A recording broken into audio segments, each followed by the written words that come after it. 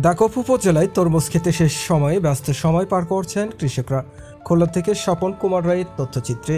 খুলনার উপকূলীয় 5 উপজেলায় বিস্তীর্ণ এলাকার জমিগুলোতে এখন চলছে তরমুজ আবাদের কার্যক্রম। সার, পানি ও কীটনাশক ছিটাচ্ছেন কৃষকরা। সকাল থেকে বিকেল পর্যন্ত মাঠে মাঠে চলছে এমন ব্যস্ততা। ফুলে ফলে পরিপূর্ণ হয়ে উঠেছে ক্ষেতগুলো।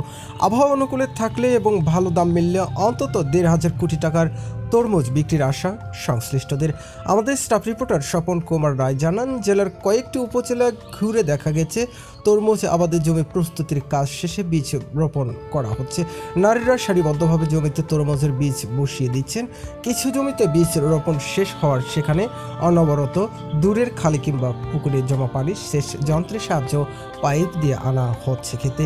অনেকে তরমুজ ক্ষেত পাহারা দিতে ক্ষেতের মধ্যে থাকার জন্য ছোট ছোট ঘর করেছেন।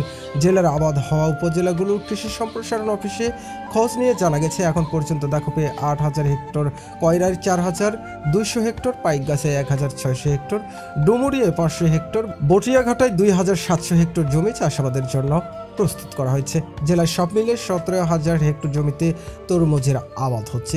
সেই হিসেবে তরমুজ উৎপাদন হবে 7 লাখ মেট্রিক টন গত বছরের দর হিসেবে, যার বাজার মূল্য দাঁড়াবে 1,500 কোটি টাকারও বেশি। দাকপ উপজেলার কৃষি সম্প্রসারণ কর্মকর্তা শফিকুল ইসলাম বলেন, জেলার মোট উৎপাদিত তরমুজের 60 থেকে 65% চাষ হয় এ উপজেলায়।